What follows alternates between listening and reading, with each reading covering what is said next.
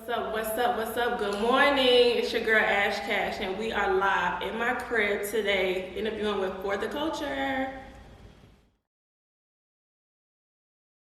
So, Drew Hill, 112, Jodeci, or Blackstreet? Drew Hill, baby. Why? Because all of them dance moves, all of the fashion, first of all, like, we can stop at fashion. I mean, Cisco, like, Drew Hill, that's easy. Jeans, skirt, sweats, or shorts? Jeans, skirts, sweats, or shorts. I don't like jeans. I don't like skirts or shorts. But then sweats don't be dressed enough. So if it's like some Adidas sweatpants, we gotta be a little bit more specific, I guess. Insecure, Power, Scandal, or Empire? Power for sure. One, because it's male dominant and I'm just like, that's my style of business. I love Power. Insecure. I like it, but I can't relate.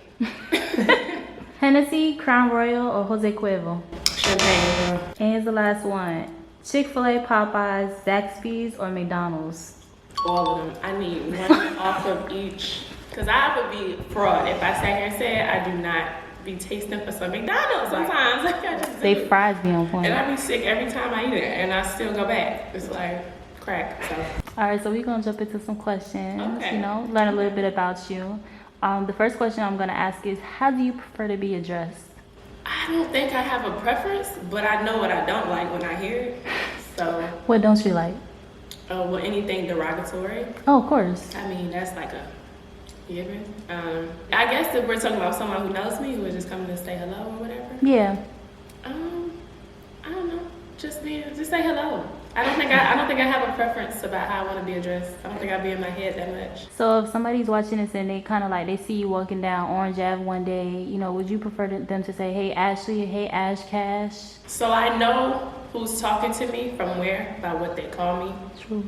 Because I have a lot of variations of Ash Cash Money. I also ran track for UCF. I also have I have this alter ego Jill. So like, yeah, it depends. So if someone who doesn't know me and they're just trying to say, hey, I don't mind them using Ash Cash Money because that's my social handle. And then I know, okay, you from social media, and that's cool. Like that's not my name. My name is Ashley, so it's not his fault. But Ashley, my mother doesn't even call me Ashley. So if someone was to say, hey Ashley, I usually don't even turn around, like they're not talking to me. They just say it a couple times. So tell us a little bit about yourself, you know, how you grew up. I'm from Newport News, Virginia. That's where I was born and raised. Then I went to Jacksonville for like high school age. Then from Jacksonville, I came to Orlando to run track for UCF. And that's how my life started in Orlando. After I graduated college, I joined the Army. I did 5 years in the Army, and I started my company Closet Freekz probably about 2 years into the Army. Nice. And then I got out the Army to do it full time, and I've been rocking and rolling. That's really cool. Tell us a little about Closet Freekz. So Closet Freekz is an apparel distribution company, and so we basically have a plant that curates clothing used in secondhand apparel so that we can extend the life cycles of clothing, because textile pollution is the #2 polluter globally. Clothes are not biodegradable. Yeah. So every time that we buy something from Forever 21 or from the malls, from regular stores, the clothes are so cheaply made because they're made so cheaply so they can be sold cheaply, and then we wear them and then we toss them because we're bored with them. They have no real quality, but the dyes and the toxins and those things do not disintegrate, so they go into landfills that just burn holes in the ozone. Wow. So my company is considered in the same industry as like Ross or even Goodwill, and we just kind of find a way to repurpose those clothes, and then I have the store brand of Closet Freekz, and we sell a specific grade of those clothes for our stores. Other than that, we use the other clothes for TV wardrobe contracts for people who are doing TV shows. I think that's dope. Yeah, it's pretty cool, and we sell a lot of it to other companies and stuff like that, so it's cool. So you guys just recently opened up a location at the outlets, right? How's that? Exciting. I mean, I guess I wasn't as excited as I probably should be because It was definitely exciting. I like the outlets. I actually just recently got done getting a contract for a permanent deal there because it's really hard to get permanency in places like that. It's really hard to get permanent contracts at places like that for 3 to 5 years or longer. So Yeah. I think that's probably more exciting to me that we get a extended deal there and can open them a couple more stores because that permanency is, I mean, it's worth it. The money Yeah, worth it is. What would you say like was the hardest part about that whole process of getting that location and securing it, you know, all like the clothing and everything like that? What was the hardest part for you? It wasn't the clothing part. A lot of it was waiting for a vacancy. Yeah. Because I'm competing with Marc Jacobs and BCBG. I mean, I'm competing with everybody. You have a prime spot. Girl, you ain't got to remind me to pay the rent, okay? But you're competing, especially as an independent company that doesn't have a large footprint. Those type of companies, I really had to do my due diligence to make relationships with Simon, the owner of the outlet, because they like new things, right? But they also don't like to take large risks when they could have just put a retailer that no one really likes anymore, but can pay the bills. True. You know what I mean? Yeah. So they're kind of in a transition period where they're toggling between we need stuff new, but it has to be established enough to make us comfortable. And so just kind of building that relationship over time and making them comfortable. That was probably one of the harder things. And then obviously the financing, not understanding, because before you go into a center, you don't know what you're gonna make. Like True. they give you comps and ideas based on other companies in there, but you don't know. So the door's open, Yeah. you don't know. So you kind of really have to be strategic about how you spend money and how you don't spend money, because you want to make sure, like, okay, what is the base traffic, and then what am I gonna have to do to pay on top of that to make sure that we're hitting our numbers, you know what I mean? Absolutely. So Absolutely. Well, let's get into, you know, some fashion talk. So who is your fashion mentor? I don't have a fashion mentor. No? No. You know what? People that I like are like, it's like random people that's not really supposed to be fashionable. Like Jackie Kennedy. Okay. President Kennedy's wife. Yeah. I even like Hillary Clinton. Like, I like how she dresses. I noticed that. I don't like her, but I like her. Yeah.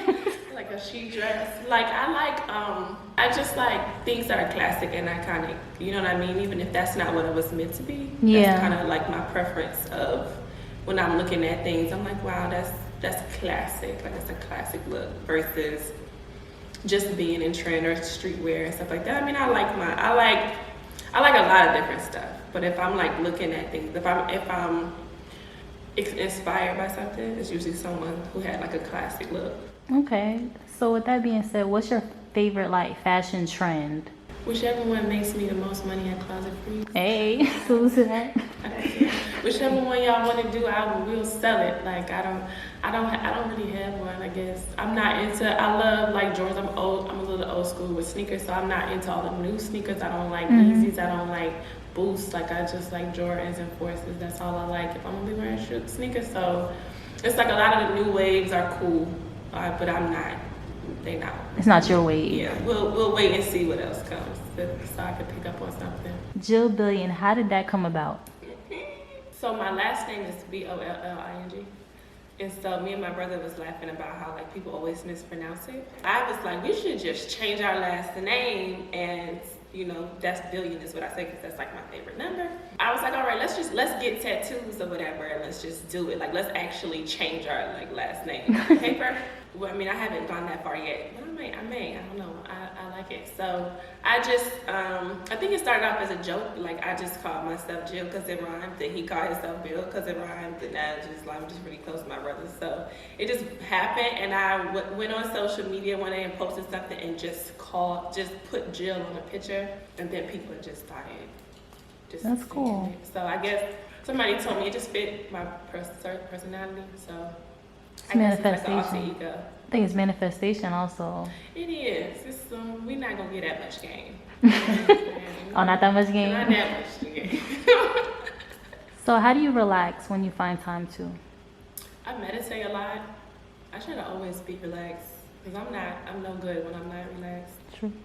That's pretty much it. That's pretty much the only way that I can relax. There's no other state for me that is more relaxing than just kind of being out of my head, or, you know what I mean? So what would you say is like a common misconception about you? I don't know. What would you say is a kind of misconception? These are questions I want answers to too. I really don't know. Honestly, I have no idea how people perceive me. Like, I have no idea. I don't know if that sounds fake or funny. I have no idea. I think it's not important. Well, see, what happens is you surround yourself with people who just rock with you, no matter how you are. So once you have that, like, surrounded with that bubble, you just kind of walk around like, la, la, la, la, and you don't put any focus on that. So, I mean, I'm always interested to, like, hear somebody's thoughts, but no one ever has any thoughts. Like, no one is, like, ever saying anything that'll surprise me. So I'm just like, well, like you said, I guess it's not important. So what's the best advice that you ever received? I feel like I'm always receiving some good advice, and I'm always disregarding it until, like, years later. Yeah. And then I'll, like, hear that one little piece of me, like, I'll use that now, today, but was not going to use it then. I don't know. The one that's coming to mind is one of the guys who owns one of the companies I started vending from a few years ago for Closet Freekz. Ended up meeting the owner of it. It's a multi-billion-dollar version of what we're doing. Oh, wow. And I ended up meeting the owner. He just happens to be in town from Africa when I was there buying. And so we sat, kind of had coffee, and he was like, you know what, I really like you. Just don't grow too fast. And I was looking at him like, you know what I mean? And who are you? I was also like 23, 24, but I think about that sometimes, you know what I'm saying? Because just in the pace, when I'm thinking about pacing myself, time is like of no essence when you're manifesting things. Things just, very true. Once they're written, they come. They can come in the span of one day, or it could take 1 year, you know? Absolutely. So I just kind of think that's probably been something, a key that I've just kind of told I talk back to myself lately, as in being really grateful at how the time has moved in my favor, and just also not pressing against that. Not necessarily not trying to grow too fast, but just being comfortable with the pace that comes with what I'm doing. You know what I mean? That's good advice. What advice would you give to an aspiring entrepreneur? What would your free game be for an aspiring entrepreneur? Well, the first thing I would say is decide if that's really you or not, and if that's just the culture, the state of the culture that you're in. Because being an entrepreneur is like being a rapper or an NBA player. It's not like a blanket career. It's a blend of creativity and business, and you have to have a talent for both, and it has to mix that way to be successful. It's not like you can just have ideas and that means they'll execute, or you can be an executor. That doesn't mean you have the leadership to make the idea work. So I think it's just kind of assessing yourself first and what your talents and qualities are, and making sure that that's why you want to get into whatever it is that you're doing, and then go from there, you know, and then even shape your direction into what you're selling or what service you're offering from there. Because a lot of people, the most of the time as people are talking to me or asking me advice about stuff, it's usually because they're in an industry that they see other people do. They selling t-shirts, so they see everybody doing that, or clothing line or whatever. And like, maybe you like fashion, but maybe that's not for you. Maybe having an agency is for you. Maybe owning a print shop is for you. Maybe there's other elements, like you said, you liked music, even though she's not on camera, but she liked music. Doesn't mean she had to be a rapper until she knew she wanted to be a rapper, but you could have been a songwriter. You could have owned a label, could have been executive, like, you know, and that's all depends on what are my specific talents and qualities. And I think you'll move a lot faster and have a lot less anxiety if you create a direction based off of the assets you possess versus what you see people seeming like they're popping off with. Because a lot of girls write me about starting clothing companies, and I'm like, girl, don't do it. Girl, if I don't know what I was getting into, I would have quit before I started. I had no idea, but I'm into business. I'm into business more than I'm into fashion. I'm gonna do way more business than just, Closet Freekz. That's just happens to be one element I was talented in, so it worked. But you have to really be well-rounded and have a talent for strategy and planning and being creative, because you don't have all the resources with business all the time. So it's nothing wrong with working for anybody either, or working for a goal or a company, or I wouldn't say just work for anything. Again, I would evaluate my assets and see what type of motives or movements speak to me, and then I would just go work and add value to that movement. It's nothing wrong with that. I was in the military for 5 years and I worked very well. I was great at it. I wanted to do something else. I have no problem following directions or orders if we're on the same page, and I can add value. And I think a lot of people don't want to work for somebody else just because they don't like how it sounds, but that's ridiculous. True.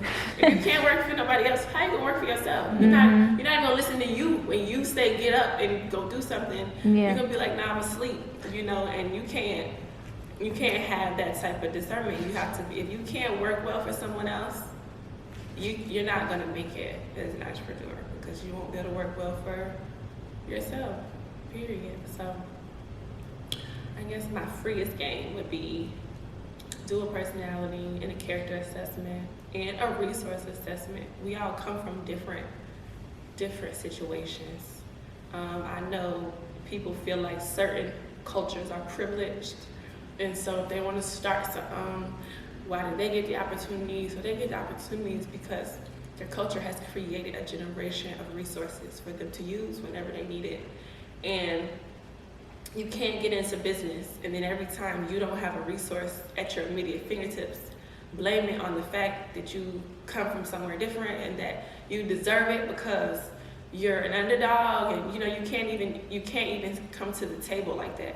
So if you're someone who wasn't raised with a certain number of resources, that just means you have to pay attention to the relationships you make, because you're gonna have to make a lot more than someone else, or you have to be around a lot more people with capital if you don't have perfect credit, because that means you can't get your own loans, you know what I mean? And I don't think people think fully about what it's gonna take, and then we get discouraged or defeated. But we didn't have the tools to begin with. So you know what I mean? So you have to make sure you got the tools in your toolbox before you get discouraged and defeated from the hardships of it. But you can find me on Instagram. It's the best way to find me. Ash Cash Money, no underscores, no dashes, straight through.